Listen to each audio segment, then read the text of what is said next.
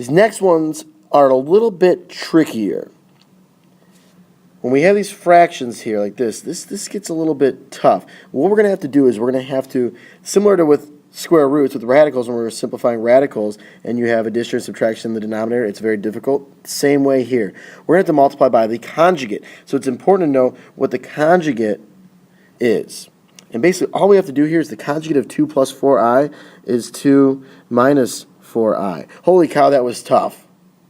I don't know if I can do another one. I think I can, actually. All right, the conjugate of 7 minus 3i. 7 plus 3i. Now you might be wondering, what if I had something like negative 2 plus 4i?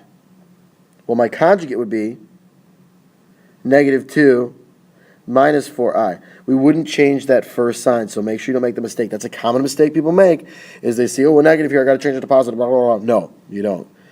Only the middle sign here, the one that's in front of my imaginary number. Got it? Let's try an example where we have to simplify this bad boy right here. Whoo, it's a doozy. Well, what I'm going to do is I'm going to multiply both the numerator and denominator by the same thing. It's going to be my conjugate, 2 minus I and 2 minus I. Now what you'll see that happens, and I'm going to work with the denominator first, because I want you to see something here.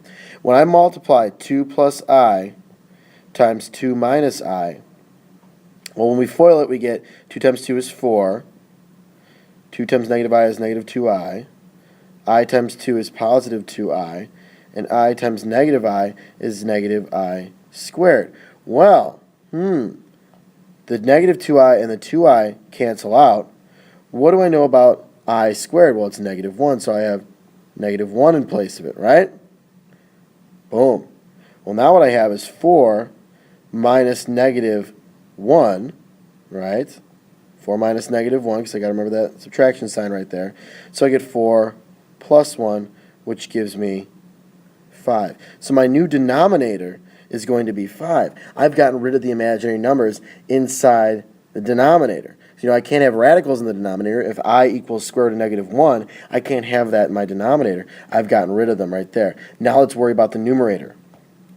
My numerator, I'm going to have 3 minus 4i times 2 minus I. So I have 3 times 2 is 6. 3 times negative I is negative 3i. Negative 4i times 2 is negative 8i. And negative 4i times I gives me positive 4i squared. So I have 6 minus 11i. And then we have I squared is negative 1. So we get negative 4 right here. And combine my like terms, I get 2 minus 11i. So let's put this all together in one answer. I have 2 minus 11i over 5.